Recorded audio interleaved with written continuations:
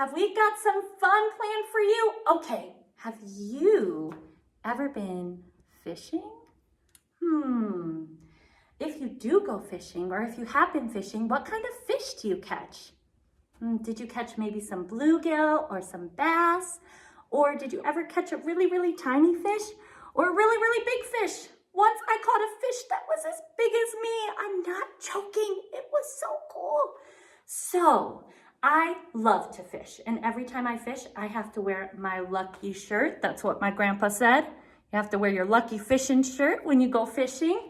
Do you guys have something lucky that you take with you when you go fishing?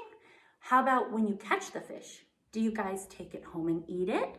Or do you guys throw it back? Or does any of your mom and dad make you kiss the fish and hope that it will bring bigger fish to the boat? Because I'm telling you, I had to kiss a lot of fish when I was little. A lot of fish, because mine were all tiny fish. Okay, but like I said, today we are going fishing. Let's see what we catch. Do-do-do-do-do. Do-do. Look at here! Oh, we caught a metallic fish. Do-do-do. I love fishing so much. Let's see what we catch again.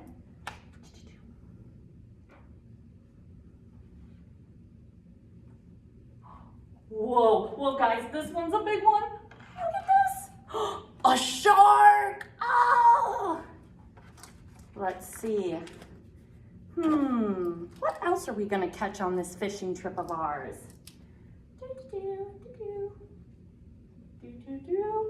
Oh, this one feels a little weird, guys. Oh, what? Oh, what is this one? I don't know. I'm gonna pull. Oh, guys, you'll never believe what I caught. It's a boot. A boot? What do you mean a boot? Why would I catch a boot? Is there someone in there that's missing a boot? Throw this back in. Oh, guys, I think I got a big fish. Come check it out. It's Miss Brittany! We caught Brittany! Okay, we're gonna explain to you what all this crazy fishing stuff means. What? We don't get to eat anything?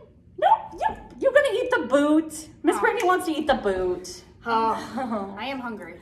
Aw. So, Miss Brittany, why Yes. do you think I was fishing today? Is it really to teach you guys how to catch the next big one? Me? No, that doesn't seem right, Miss For Caitlin. Sunday school, you gotta know how to fish to go to church, right? Was there someone special or someone important that did a lot of fishing? Should we go and find out why we might be pretending to fish today? Let's go. Okay, so the story that we're going to read today is Jesus and the 12 dudes who did it. 1, 2, 3, 4, 5, 6, 7, 8, 9, 10, 11, 12. These dudes must be special. A long time ago, Jesus called 12 guys who were all different in goodness and size. They were called disciples and they followed Jesus closely. They gave up their jobs. They were fishermen, mostly. Fishers of men. Jesus saw Andrew and his brother fishing and he called to them, "Follow me," Matthew 4:18 through 20. Andrew, let's see where Andrew is. Can anybody find Andrew? Right here. Andrew was the first to hear Jesus' call. He spent his life sharing Jesus with all. Loving like Jesus, Jesus showed his disciples love by washing their feet. John followed this example of love by serving. John 13:1 through 17. John was the youngest and very full of love. He loved to talk to Jesus and God above. Anybody see where John's name is? Right there's John. A boy's lunch. Jesus fed about 5,000 people with only 5 loaves of bread and 2 small fish. John 6:5 through 15. Philip was the one who stopped to think, how can Jesus give 5,000 people food and drink? And there is Philip.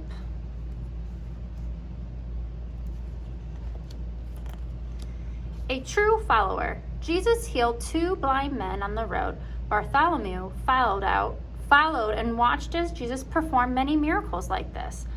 Old Bartholomew was honest and true. Jesus loves a pure heart, Bart would say to you. All right, let's see if we can find him. There he is. Silent serving. James traveled with Jesus as he went throughout Galilee, teaching in the synagogues and church. Matthew 4:23. James was very quiet, with not a lot to say, but he served Jesus well, and he lives with him today.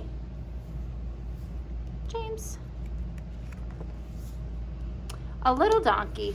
2 disciples brought Jesus a donkey to ride into Jerusalem. Matthew 21:1-11. Thaddeus did what Jesus said without quitting, always helping people. You never see him sitting. He's definitely not sitting in this picture. There he is.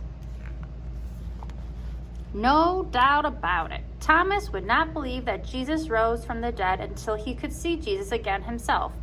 John 20:24-28. Thomas didn't always believe what Jesus said.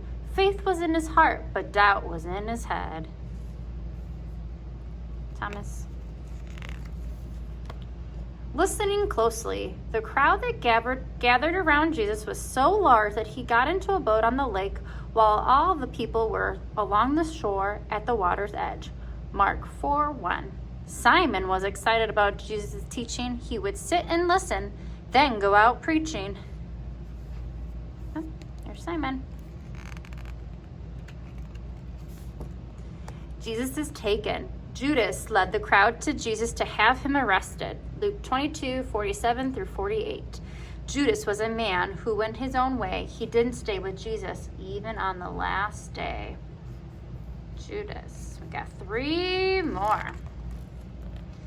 A miracle. Jesus called Peter to walk to him on the water, but Peter became afraid and began to sink. Jesus caught him. Matthew 14:28-32. Peter talked a lot about many things, what's right and what's wrong, and the joy Jesus brings. Peter. All for God. Jesus saw Matthew in his tax collecting booth. While Jesus told him to follow, Matthew left all his money and things behind and followed. Luke 5:27-32.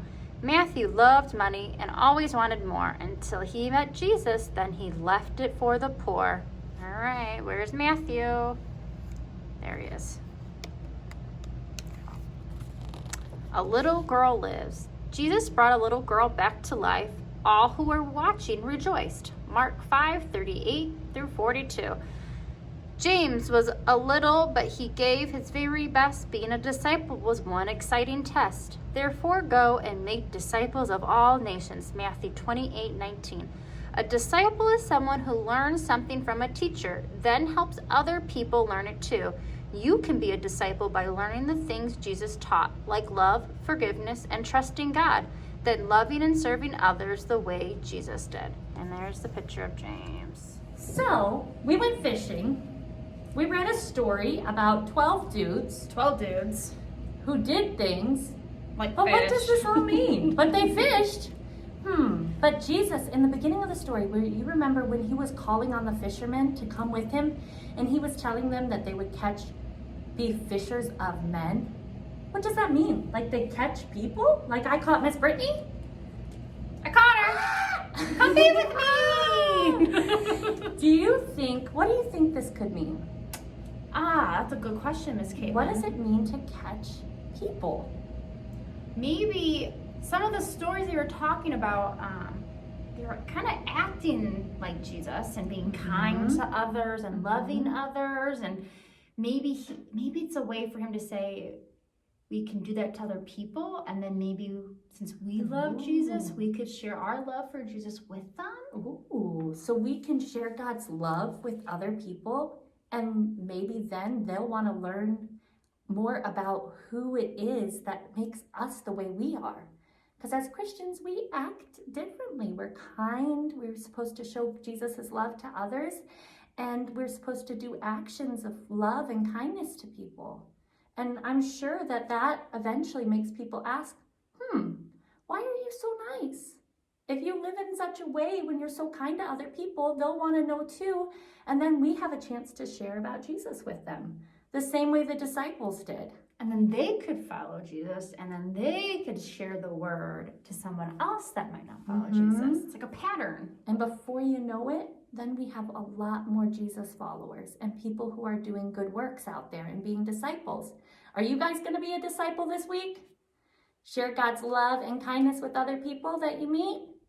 I'm going to. Miss Brittany, you going to? I'm going to, and I think I'm going to start with them right now. All you guys at home, we're coming to catch you. We're going to get you. Bye.